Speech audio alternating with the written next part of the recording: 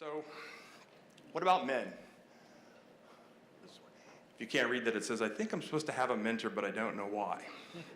So the challenge is that, and many women say, well, I'm going to go out and find a male mentor. What am I looking for? And why can't I find a male mentor? So when Brad and I did our research for our book, we found a host of different reasons why guys sometimes are hesitant, sometimes sit on the sidelines and don't mentor women or people that look like them, just in general, right? We talked about unconscious bias a lot today. This comes out in stereotypes. If I see women as not being tough enough or leader-like material, why would I invest my time to mentor them? Because it takes a lot of time and energy to mentor somebody well. So I might be hesitant in doing that. I might look at them as a woman. Some men may say, well, she's, as a woman at work, how can she be committed to work? She should be committed to her family.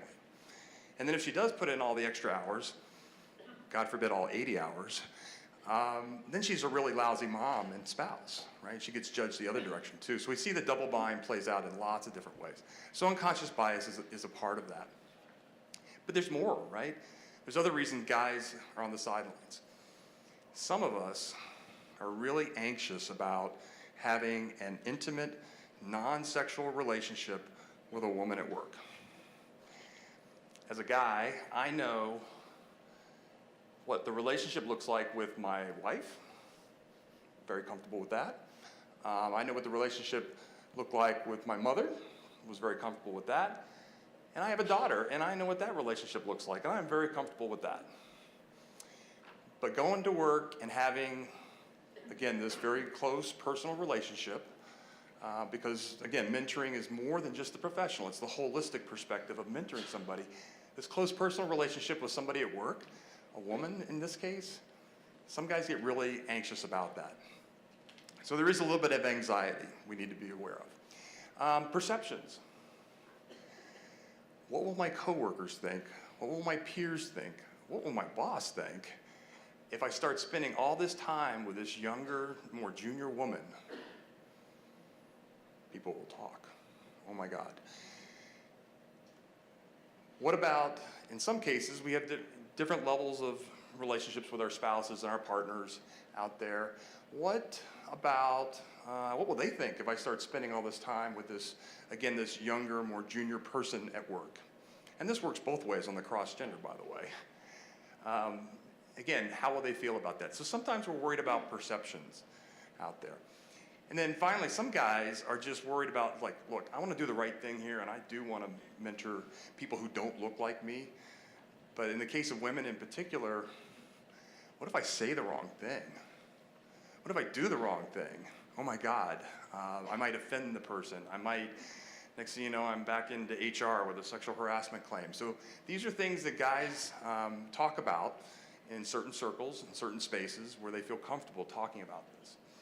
And it's worthwhile to acknowledge that. So let me tell you a story. I'm going to tell you a lot of stories today, but this is one of them. This is Lieutenant Virginia Brody, and she's United States Marine Corps today. Virginia was one of my students and one of my co-author Brad's students as well. So we got to know her pretty well at the Naval Academy. And we used her as a bit of inspiration for how to talk about this idea about perceiving others, and in particular perceptions of women in a very traditionally male, hyper-masculine organization like the military.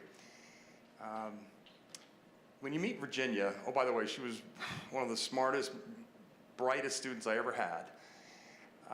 But beyond that, when you first meet her, fierce warrior is not the words that came to your mouth. She's about 5'2". She was a coxswain on the crew team and had this infectious smile and just was not the person you said, oh, this is going to be this fierce warrior that's going to defend our nation. But she is.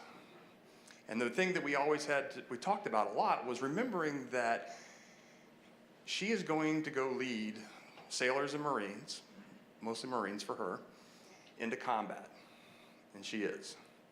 And it is up to us as her instructors, her professors, her leaders, her mentors, to look at her and recognize the potential and the awesome responsibility that she is taking on, and to develop that to our utmost. Anything less than that would just be wrong. So when we think about Virginia, this is where we think about the term Athena, where it comes from. Athena, the goddess of war, which makes everybody kind of knows, but also the goddess of reason, right? She was this fierce warrior and a diplomat. And so we think that embodies that perception that we think is useful for men to begin to think about, how do I perceive the women that I work with? So let me tell you a little bit about the book real quickly. The first half of the book is really about making the why case about why we need to be mentoring women and understanding all the basics, the evidence out there in a nice, kind of fun, light way about cross-gender relationships broadly. The second half of the book is about the toolbox, the manual for mentoring women, right? Guys like tools, it's short nuggets, it's very useful, very practical, good outcomes, takeaways in the book. But while we were writing the book, it was really interesting. There were several things that were going on in the news that you may remember. One was Nobel Prize-winning scientist Tim Hunt. Remember Tim Hunt, that name? You may not remember his name, but let me remind you of what he said after winning the Nobel Prize.